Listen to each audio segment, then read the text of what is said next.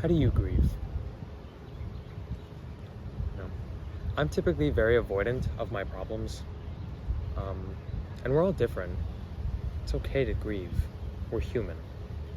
It's not a bad thing to feel bad. You know what I mean? We don't always have to be so perfect. I know that's what a lot of people look for, and there's a lot of expectations.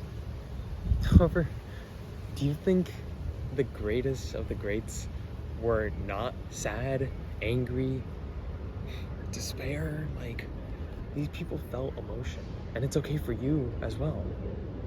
There's no difference. We're all people, and it's all fair. And you shouldn't beat yourself up over feeling bad about something, having to grieve. I'm typically very avoidant of my problems. I do it in different ways, I feel like. At least I've noticed through my mind.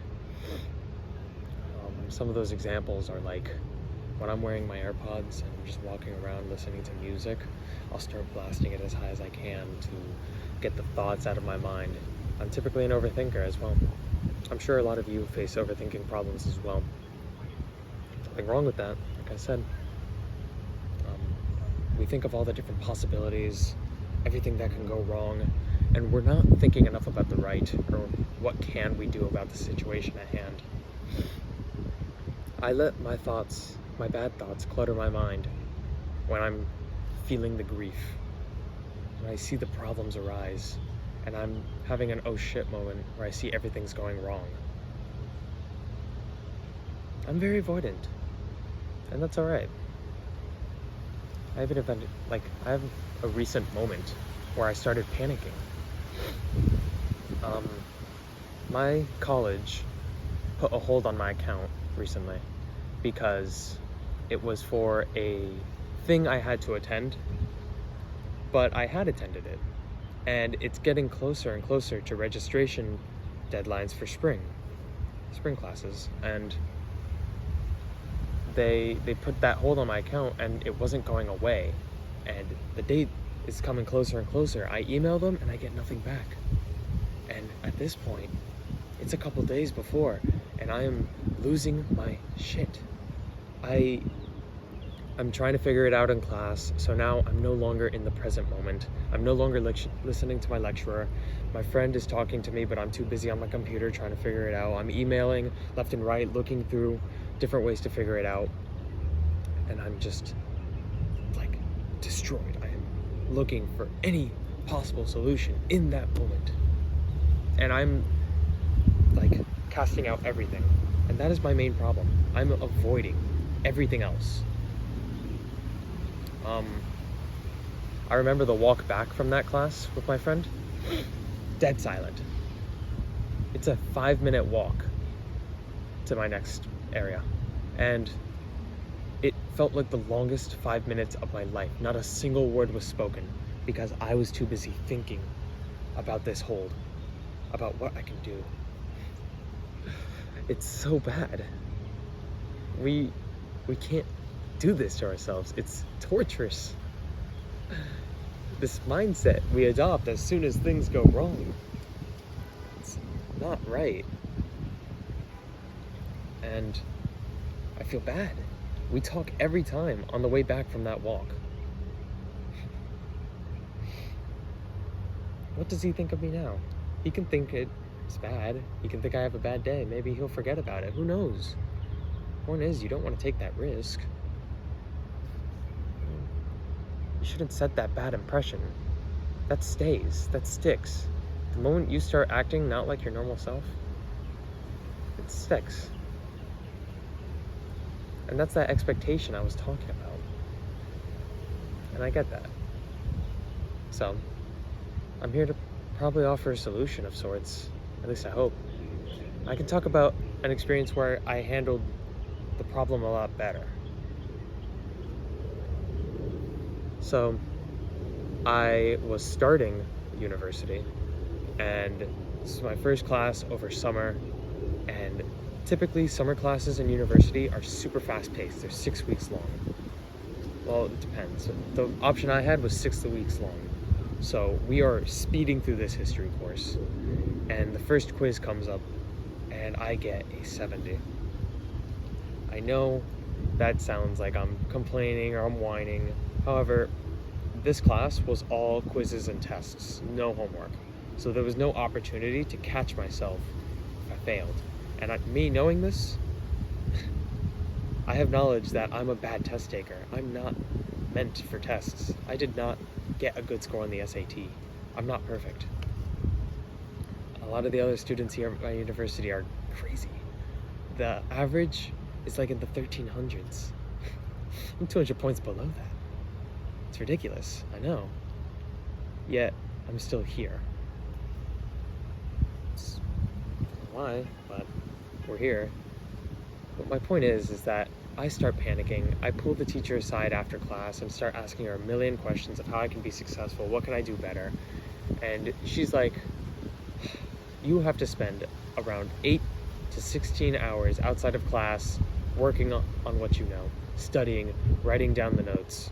And I'm sitting here thinking, what is this?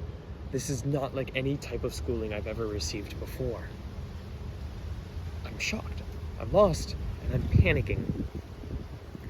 As soon as I walk away pretending like everything's okay, the panic sets in my brain.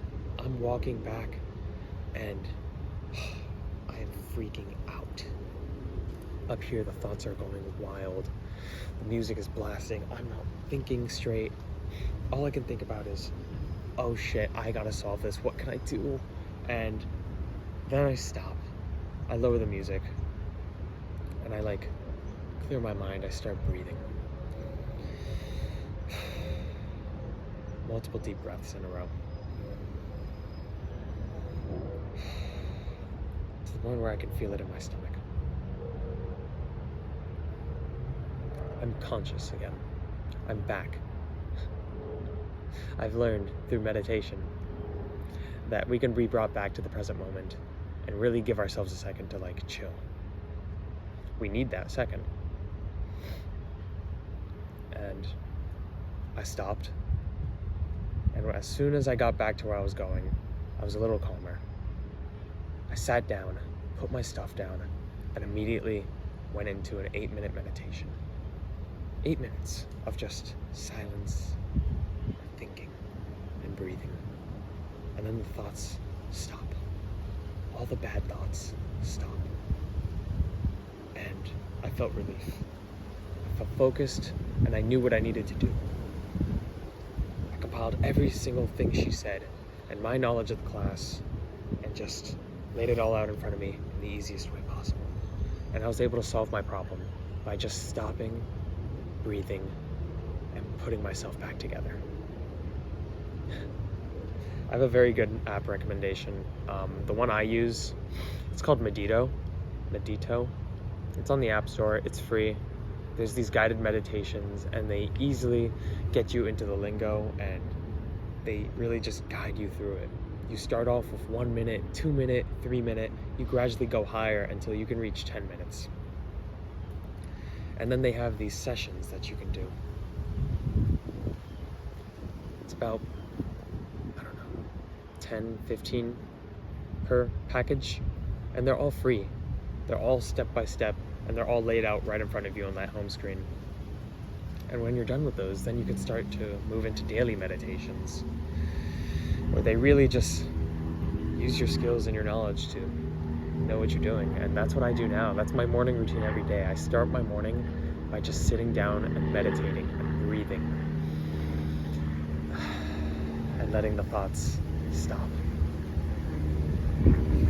Just taking a moment to practice mindfulness will really take you a long way. It really just helps. And I think that's what we need.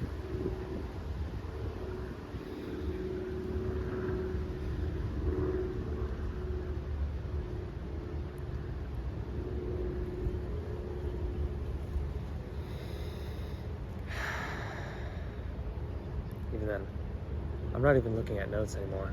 I'm just here. I'm in the present moment. I'm calm. I'm cool and collected.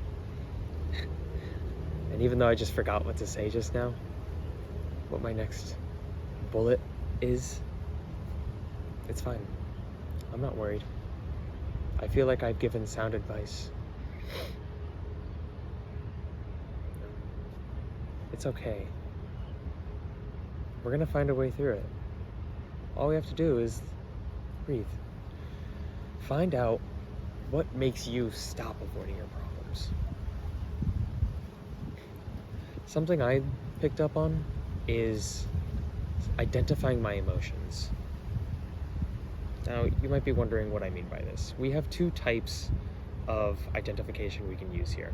We have defensive, and then we have core. And these are things we're doing, defensive, and things we're feeling, which is our core emotions, you know? And my defenses were letting the thoughts break through and breach my mind, or blasting the music super, super high, just so I can't hear myself think. That was why I did that. It's a defense. It's a way to avoid the problem. It's a way to avoid the grief, the sorrow, the problem, the anger I could feel. But then there's your core emotions. It's what you're actually feeling. It's what the defense is hiding from you. Once you figure out what is wrong, what the problem is, what you're feeling, it becomes a lot easier to really break it down. What I was feeling in that moment with the hold on my account, I was angry that they weren't coming back to me with emails. I was worried and fearful that I was not going to register for classes in time and lose my spots and take away from my education. I was sad that I was not myself. I wasn't me anymore when I was talking to my friend, or for better, not talking to my friend. I felt these three things, and I didn't realize them until far after. But I believe if I had felt them in that moment, I would have been fine. I can use my teacher example as well. Once again, my defense is blasting music. Letting the bad thoughts seep in. It's the same patterns. We pick up on this on ourselves. You just have to figure out what makes you, what is the effect of avoiding your problems? What happens to you? It's different for everyone. But when I realized my core emotions there, I realized through my meditation that I was fearful that I was not going to get a passing grade in class, that I was going to fail, that I had come up to university and wasted my summer for nothing. All you have to do is just break down your problems piece by piece. And then your problems won't be so big. Literally, piece by piece. Break them down, isolate. All we have to do is stop, breathe, then we figure out our emotions, we isolate, and we break down the problem. And then it's settled, and we settle it out in an easy way for us to understand. And then that is how we get through our struggles.